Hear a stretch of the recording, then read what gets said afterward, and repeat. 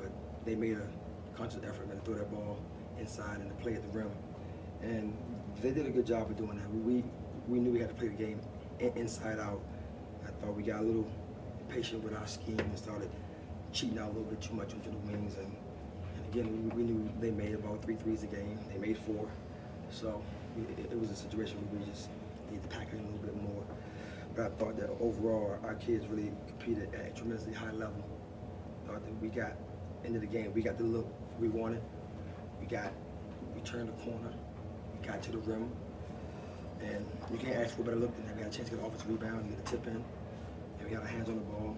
It was just a tremendously tough, hard-fought game. And we just got to do a better job on other things. And we knew that if we didn't rebound the basketball, we would have a tough time in that basketball game. It's 52-38. That's the game right there. They shot 30 free throws. We shot 13. We lose by 2. So I think that if you just put your hand over top of some of this stuff, I thought we were a better team tonight. But they did a very good job of just closing games. That's why they are where they are. And they made some big plays down the stretch. I thought that for about 36 minutes we were the better team. For 4 minutes when it was time to win a game, they came out and they won a game. So I give Kim a lot of credit for her scheme late in the game. Got to give her kids a lot of credit for making some shots. And we did a very good job in the game of just being where we needed to be most of the game. And we played off Johnson the whole game. She stepped up and made a big shot late. And our kids did a very good job. I'm very proud of them. You said the reason why you go to a tournament like this and a tournament like the Bahamas is, to play against this national competition. What do you think, again, just like the game against South Carolina, this did for you guys on a national stage? Well, it's just about playing tough games and getting ready for our conference. I think we win the best conference in the country. I think that our conference don't get enough credit for having the kind of talent and the kind of coaches and the kind of players that we have. And we got to get ready for that. We open up early. A couple tough teams, probably 2 top 10 teams in our conference slate. So we need these games to play at this level, to play at a high level, to get ready to win our conference. You mentioned Diamond before the season. You knew what type of prolific scorer she is. What about her performance tonight? Yeah, that's what it is. We knew we had to get someone to really put up some numbers for us to have a chance to win this basketball game. And Diamond was tremendous tonight. And she's going to have these games where she gets the right matchup, and we're going to go at her. And that was the game plan tonight. Told her for the game, you got to match up, and you got to win that matchup. And obviously, she won the matchup. I saw you talking to her. You called her over before the game at halftime, or at half court. What did you say to her, even in the pre-game shootout? Exactly that. She got a matchup, and you got to go. You need to take advantage of your opportunities. When you get the ball, you got to make plays for yourself and for your teammates. With Brianna not shooting so well in the first half, how important was it that Diamond and Alexis stepped up and had pretty good performances? I think that they were open because of her. When she comes off the screen, that they panic and they run full speed at her and yell, shooter, shooter, shooter. She's right there. So obviously, when Butler's drawing 2 defenders, that means that we're playing with numbers, and that's really what happened. What happened at the last play? She got the ball. She drew 2 defenders. We threw it back. Exactly what our set was. We had a chance to win the basketball game. So no matter how she's shooting, everyone understands in this country that she's one of the top 3-point shooters in the nation, and they're going to run at her. And I just keep waiting. I keep saying it because it happened last year around this time. We kept having this conversation, and then she ended up shooting like 65% for the rest of the season behind the arc. It's coming. It's coming. And when she came to the bench, it seemed like you got on her a little bit there. Just what'd you say to her when she came to the bench? No, it's personal. It's private moment. Me and her. Didn't get on her at all.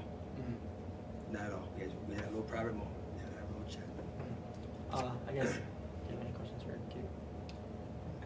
All right, Diamond, just obviously with Bree not shooting so well, how important was it for you to step up tonight?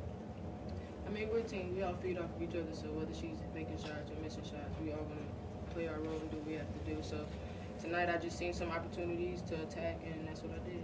And some of them went in, and I haven't been shooting the ball really well, but tonight I did. So just trying to help my team as best as I can. How gratifying was it to, everyone, as Q said before the season, you're a prolific scorer, and to finally have, I guess, a breakout performance? It feels great, giving me confidence to go into the next game and for the rest of the season, so it feels pretty good.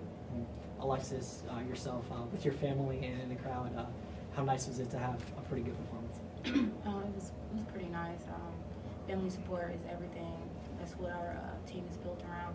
We're all a family, and we enjoy the support. So it was pretty nice to be able to play in front of my family. Mm-hmm. And Brianna, I have to ask. Obviously, when you're not shooting that well, you know, Q keeps saying you got to keep shooting. You've said it before. You know, what were you feeling out there in the first half? I think in the first half I was more so rushing myself. I wasn't getting into my rhythm and doing what I usually do. And then in the second half I was able to just slow down, catch myself, and just be able to just shoot without thinking too much. So I think that was the big difference from the first and the second half. Obviously, everyone knows you're a shooter. It seemed like you had no room to breathe out there. Was that just the case where you just had no room to shoot? And you hit that one driving layup that seemed like it hit the top of the gym. I definitely think they were crashing out on me as a shooter, but that's also good for our teammates, as Coach said. When they're coming out on me, it gives opportunities for Lex, Brianna Day in the post, or Diamond to score the basketball. So I think it's good for us in terms of them running out on me. Mm-hmm. And you took, I think, two threes late in maybe the final minute and a half. What does that just say, you know, for your confidence that despite not shooting well, you still had, you know, the confidence to shoot them down the stretch? Well, at any point in the game, when I shoot the ball, I shoot with confidence and feel as if everything's going in. So whether it be in the end of the game or the beginning of the game, I'm going to shoot the ball the same way.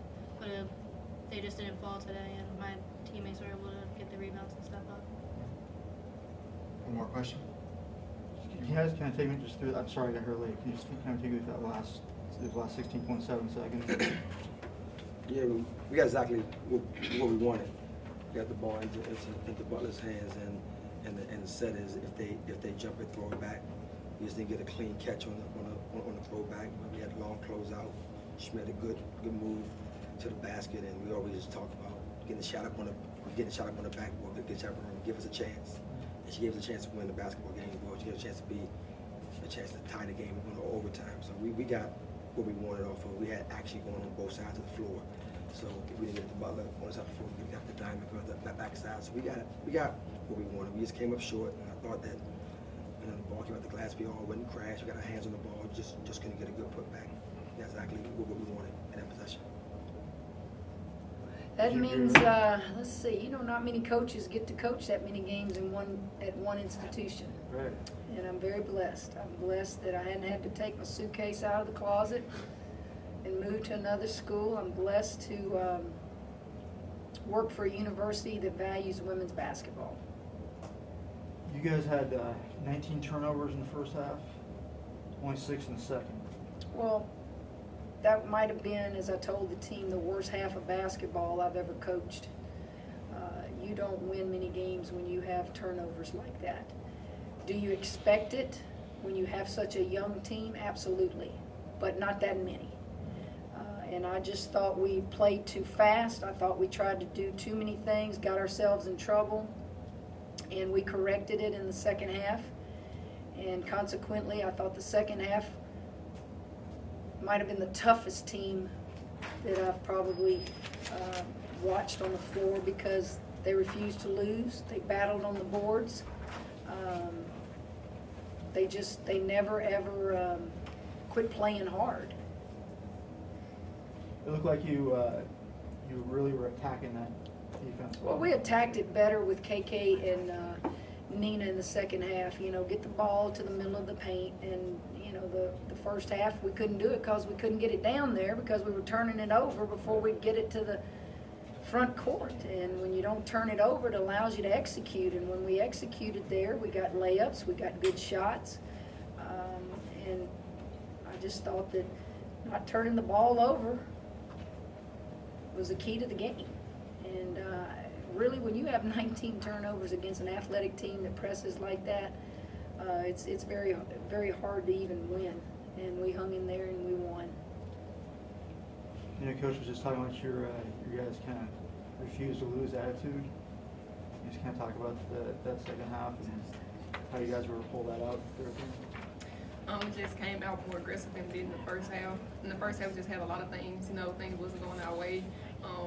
Things wasn't going for us. We was missing free throws, but we just had an attitude we wasn't going to lose. We just had to grind from beginning to the end, and my team did that.